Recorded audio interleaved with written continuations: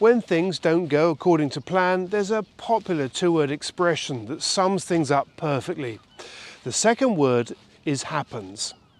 And that seems to be the view of Emirates Team New Zealand after a spectacular face plant broke the bow of their AC40. It's not ideal, but you know, it happens and we'll deal with it.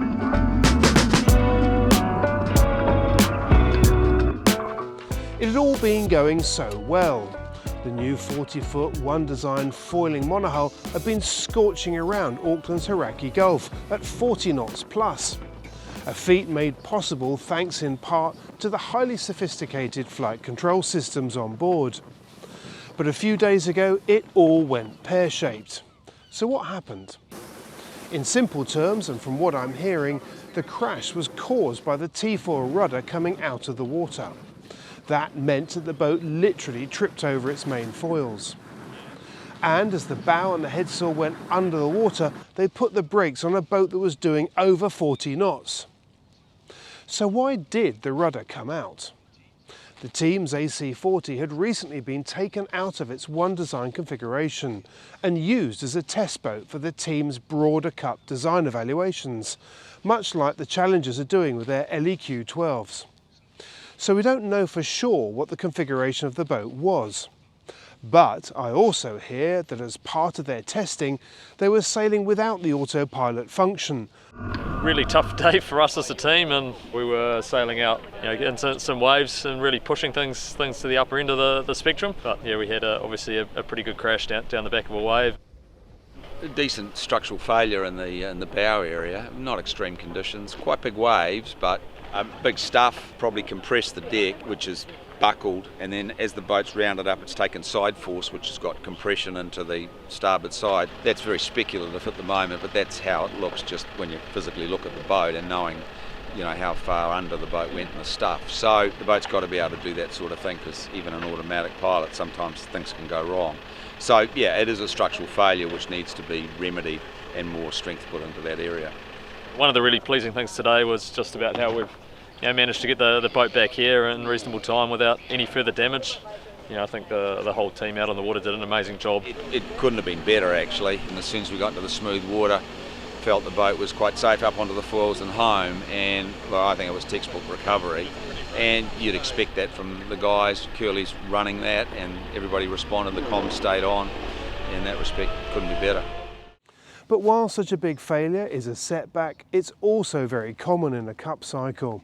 In every Cup I've followed for the last 20 years, there's always been a major failure at some point. Rossa, Prada, Pirelli broke their bow in the previous Cup build-up. They dropped their rig over the side too. They recently dropped the rig of their test boat while it was still on land. In the San Francisco Cup in 2013, Oracle smashed their 72 Cat to pieces when they capsized under the Golden Gate Bridge.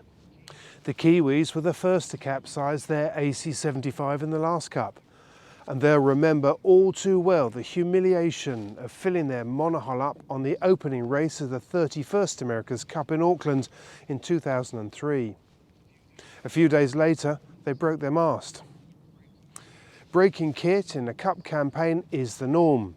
So if you're going to stuff the bow in, you might as well do it as early in the development process as you can.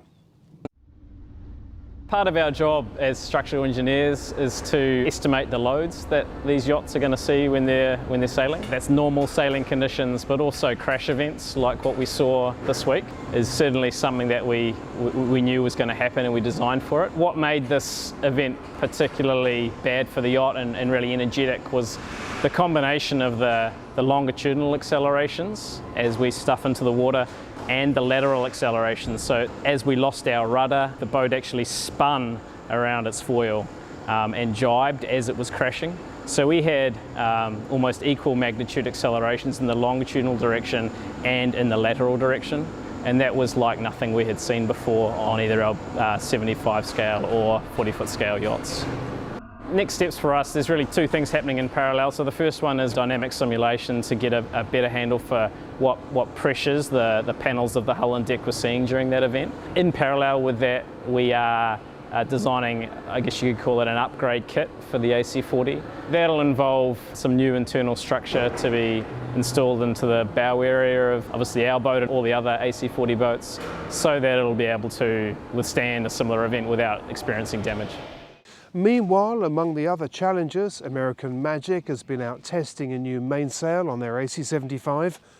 We've got a new mainsail up that's a slightly bigger one than the other mainsail, so today we decided we were going to try and test out some of the systems, make sure we could sail up and just basically trying to figure out what the wind range of sailing up with that sail against the other sail was, and I think we only managed, and I think we only had to tow up twice today, which was obviously much different from what we've been doing so far. So it's quite a successful day.